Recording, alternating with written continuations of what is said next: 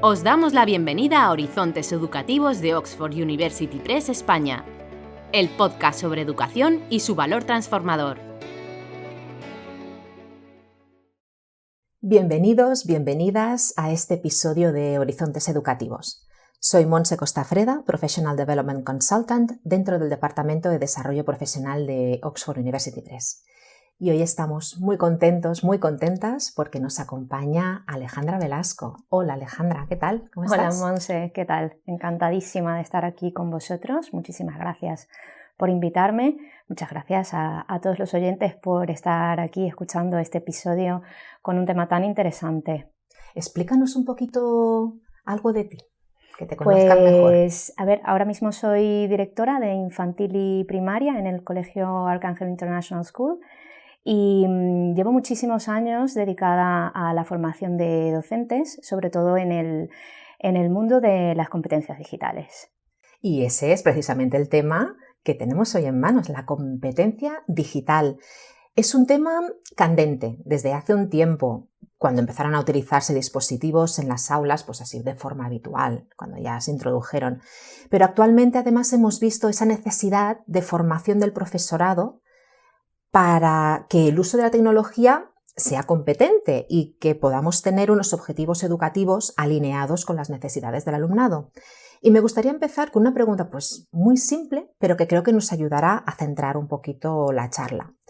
¿Qué es exactamente la competencia digital? Porque yo creo que trae un poquito de confusión el término. Sí, pues nada, simplemente, cuando hablamos siempre de competencias de cualquier tipo, hablamos de la habilidad que tenemos, ¿no?, para poder desenvolvernos en un tema específico y en este caso del mundo digital. Entonces es esa habilidad que debemos tener los ciudadanos, como lo explica el marco europeo, esa habilidad que debemos tener los ciudadanos para desenvolvernos en un mundo digital que está integrado con nuestro día a día realmente. Y cuando hablamos de competencias digitales docentes o en el aula o educativas, pues nos referimos precisamente a tener esa habilidad de poder desenvolvernos en un mundo en el cual ese día a día en el aula implica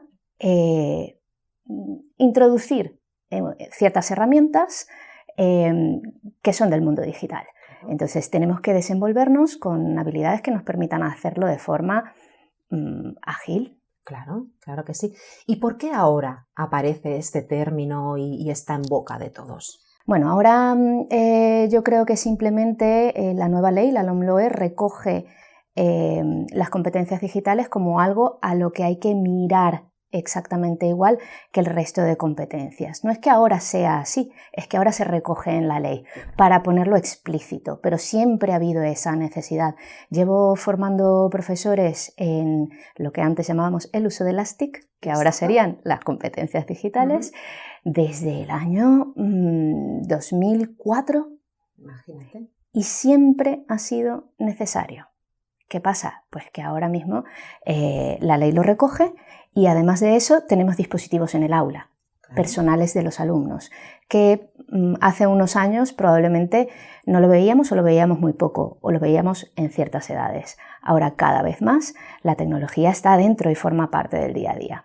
Entonces nos la tenemos que plantear no como una materia, como un área dentro del currículo, sino como un aspecto transversal para el aprendizaje de nuestros alumnos. Efectivamente, y ahí es donde cambia el término de TIC, o lo que antes hubiera podido llamarse la clase de informática, sí, de hace unos años, a llamarse competencias digitales. ¿Cuál es el cambio de enfoque en este sentido? El cambio de enfoque es pasar de lo meramente técnico a un uso de la tecnología. Entonces sería como aprender un lenguaje.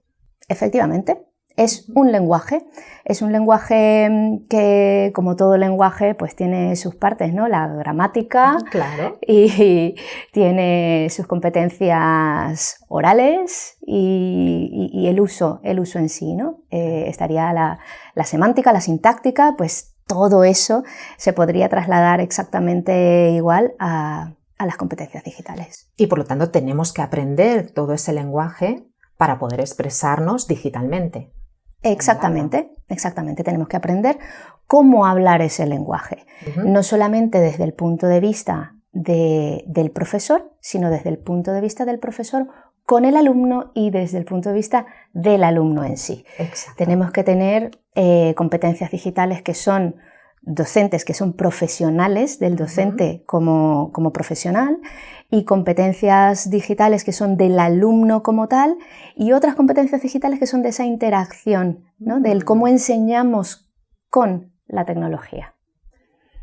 Pues la verdad es que suena muy interesante y ese planteamiento de la tecnología como lenguaje creo que explica muy bien, ¿no? ese toque o ese matiz transversal que tiene la competencia digital. Sí, porque fíjate, hay personas que pueden tener un dominio técnico altísimo, pero no hablamos solo de esa parte técnica, ¿no? Es como si dijéramos que alguien en un idioma tiene, un nivel de gramática impresionante, pero luego en el uso, en el momento de la conversación, que sería el momento de la clase con los alumnos, de utilizar esa tecnología con un propósito específico, que podría ser el propósito comunicativo si estamos hablando de un idioma, eso también requiere una parte de aprendizaje, de formación. Claro, porque a veces confundimos las competencias digitales con el uso de aplicaciones o de recursos digitales y no es exactamente lo mismo. No es exactamente lo mismo, no es solamente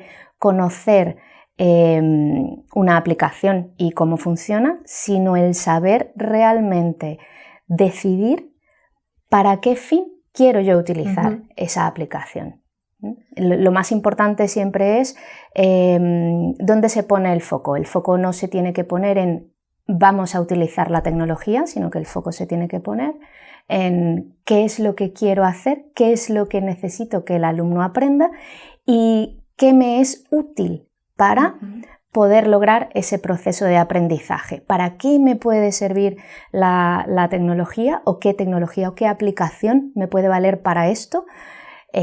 Más que decir voy a utilizar esta aplicación porque tengo que utilizar la tecnología. Claro, o solo por motivar, porque a los alumnos les gusta y es diferente. O sea, eso sería como un efecto secundario de ese uso de la tecnología. Efectivamente, el objetivo no tiene que ser motivar. Motivar siempre tiene que estar allí. Eso tiene que ser algo implícito tanto en el alumno como en el docente. Tiene que ser algo implícito. Esa motivación es esa curiosidad y esa necesidad de aprender. Pero eso tiene que venir por lo que se va a aprender, no por el medio que se utilice, no por la tecnología que se vaya a introducir o no. Entonces, realmente lo que hay que mirar es ese objetivo pedagógico primero de cualquier experiencia de aprendizaje que se vaya a diseñar y que se vaya a plantear, y después ver para ese objetivo si realmente es necesario en ese momento utilizar algún tipo de tecnología o no, porque muchas veces si no te aporta nada, si no es necesario utilizar una aplicación, no hay por qué hacerlo. Claro, no podemos perder el foco. Claro, por lo tanto, ahí hay una reflexión que el profesor, la profesora debería hacer siempre a la hora de utilizar pues es una aplicación o un recurso digital para saber lo que tú decías, ¿no? Qué objetivos y qué aporta de extra. Por lo que veo, lo que se necesita aquí es una buena formación para el profesorado. Sí, de hecho, eso es gran parte de lo que siempre carecen las leyes al final, ¿no? Las leyes son marcos muy generales, plantean filosofía, ¿vale? Plantean un enfoque y está muy bien y es súper necesario porque hay que primero reflexionar y luego dejar explícito cuál es la intencionalidad o cuál es ese enfoque que se quiere llevar. Pero luego falta esa parte práctica, ¿no? Y esa puesta en marcha de esos conceptos tan generales y tan filosóficos de enfoque que vienen en la ley todavía no están claros y en ninguna comunidad autónoma realmente hasta ahora están perfectamente definidos. Y entonces dentro de esa definición normalmente, y no solo en esta ley, en todas normalmente, General. siempre ha sucedido, que no está especificado cuál es el plan de formación de los profesores en todo lo que se les pide y se les exige. Claro. ¿Vale? Porque existe, perdona que te he cortado, existe el pasaporte digital. No sé si eso es una manera de responder a esta necesidad o es una manera de organizar esa formación y ese aprendizaje por el que debería pasar el profesorado. Es una manera de organizarlo, de categorizarlo probablemente, pero desde mi punto de vista todavía no están dadas los medios, claro, a través de los cuales ese pasaporte digital se pueda ir realmente completando, ¿no? Entonces, bueno, afortunadamente yo creo que el mundo docente cada vez tiene más claro que no puede simplemente esperar que las cosas vengan de la institución. Y cada vez los profesores son mucho más lifelong learners y buscan aprender y buscan referentes que no les están dados, ¿vale? Y bueno, Oxford de hecho participa en este sentido de una forma muy, muy intensa, dando formación al profesorado y creo que los profesores cada vez más se sienten más responsables y es parte de lo que hay que ir fomentando, es ese empeño, ¿no? Y esa necesidad personal de crecer profesionalmente. Claro, como la motivación intrínseca, ¿no? Que estabas hablando antes. Esa misma motivación, sí. Algo parecido y esas ganas de aprender y ser más proactivos a la hora de pues, reciclarnos dentro de nuestro mundo.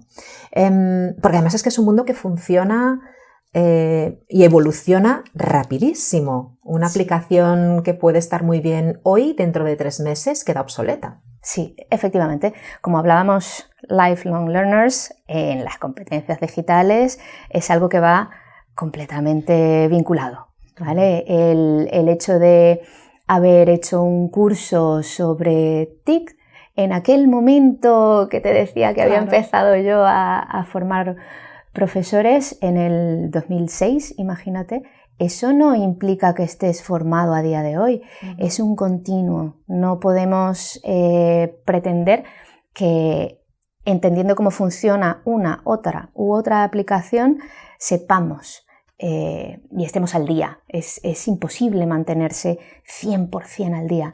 Lo que hay que hacer es estar y continuar y ser curioso y leer mucho, investigar y no tener miedo a trastear. Porque esa es otra cosa. A veces nos quedamos pues un poco tensos cuando nuestros alumnos, seguramente de secundaria, aprenden rapidísimamente cualquier aplicación, cualquier uso tecnológico y nosotros nos podemos sentir un poco, no amenazados, pero sí con falta de control en el aula. Sí, ese es el primer miedo que normalmente se tiene en relación a las competencias digitales. El hecho de que los alumnos van por delante de mí. Y en cierto modo es verdad, pero ahí volvemos a uno de los puntos anteriores. Hay que mantener el foco y realmente no se trata de controlar técnicamente algo, sino de tener una visión un poco más global para poder tener en cuenta el para qué se utilizan las cosas, ciertas tecnologías que sí te permiten lo que quieres hacer y otras tecnologías que probablemente sean menos complejas o menos novedosas y que sean mucho más útiles para ese objetivo que tú quieres conseguir. Entonces esa parte es la que el profesor debe controlar más que la parte técnica de cada una de las aplicaciones, sino esa parte de gestión de la tecnología. Y eso es lo que realmente es responsabilidad del profesor, el darle esa visión a los alumnos, el hacerles entender el para qué utilizamos la tecnología o esta tecnología en un momento o esta tecnología en otro momento, esa utilidad.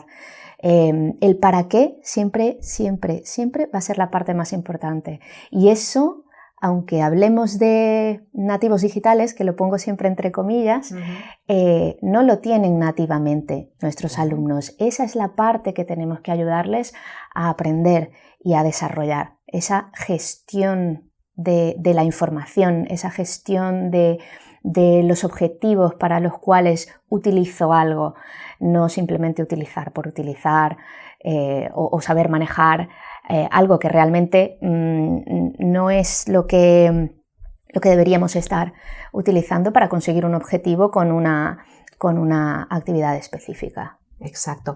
Y otro de los temas que también preocupa mucho al profesorado y que muchas veces se siente pues con esa necesidad de aprender más es la seguridad. Siempre nos tiene en vilo pues que puedan haber problemas tanto desde virus varios hasta pues problemas de ciberacosos o bueno, todo este tema de la seguridad que es muy grande. Sí, en este punto sí que es verdad que creo que hay que incidir mucho más en la necesidad de formación en este punto, porque esto sí que muchas veces es una parte que se controla menos o que el profesorado deja en manos de la gente de sistemas o el cortafuegos que se ponga en el colegio o bueno, y ya los padres en casa verán y los padres tampoco tienen formación suficiente. Sí. Muchas veces tampoco hay controles parentales ni saben cómo acceder o cómo poder establecer ciertos límites de acceso. ¿Vale? Entonces sí que creo que es muy importante el formarnos en relación a eso para poder transmitirle a los alumnos esa importancia de cómo mantener los límites de la seguridad, de cuál es la diferencia entre la comunicación directa y la comunicación online, por ejemplo, porque no solamente hablamos de seguridad técnica del dispositivo, claro, sino también, como decías, de esa seguridad en cuanto al alumno dentro de un entorno digital, normalmente online. Entonces, todo este punto es necesario incidir muchísimo y los profesores tenemos que ser conscientes de la responsabilidad que tenemos en ello. Sí, que es grande, ¿no? Es eso grande. de darle siempre al botón de aceptar sin leer, pues debería ser algo que deberíamos plantearnos, imagino. Sí. Y una pregunta que tengo que hacerte, porque hablando de competencia digital no podía pasar el preguntarte por ChatGPT y la inteligencia artificial que últimamente nos rodea y con la que estamos un poco abrumados porque no sabemos muy bien cómo gestionar. Sí, estamos abrumados por desconocimiento realmente, porque ha llegado, no ha llegado tan de repente, pero sí hay un boom en este momento, gracias a ChatGPT, que lo ha abierto al mundo, ¿no? Hasta ahora pues sí que existían inteligencias artificiales desde hace mucho tiempo, sí, y todos conocemos Siri y Alexa y etcétera, pero el hecho de tenerlo abierto y poder obtener información de esta manera y crear de esta manera, pues claro, lógicamente abruma, asusta, pero lo mismo pasó cuando nació Internet. También es verdad. Y lo mismo pasó cuando llegó la imprenta, si nos vamos más atrás. Entonces, yo creo que simplemente, como te decía, hay que perder el miedo a trastear, ¿vale? Y los profesores somos los primeros que tenemos que probarlo y ver, y luego plantearnos ¿para qué nos puede ser útil? Claro. ¿De qué manera se puede utilizar? Porque utilizarlo los alumnos lo van a utilizar y lo están utilizando ya. Entonces, no podemos pretender no utilizarlo, así como no podíamos pretender decir nadie va a utilizar Internet y nadie busca en Internet información porque se tiene que buscar en las bibliotecas. Pues no. Entonces, es una herramienta que puede ser muy útil para muchísimas cosas, tenemos que hacer un análisis, ¿no?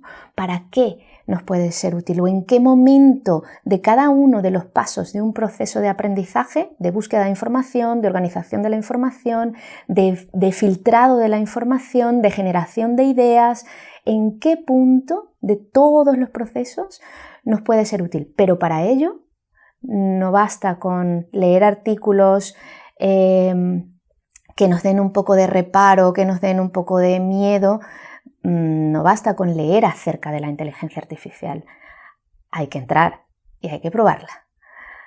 Pues no descarto que vuelvas algún otro día para hablarnos un poquito más sobre cómo utilizar esta inteligencia artificial, porque yo creo que muchos profesores y profesoras pues lo agradecerán, y yo la primera. Claro que sí, por supuesto. Creo que es además un tema que da, no sé si para 1, 2 o 3 o 4. Podría ser.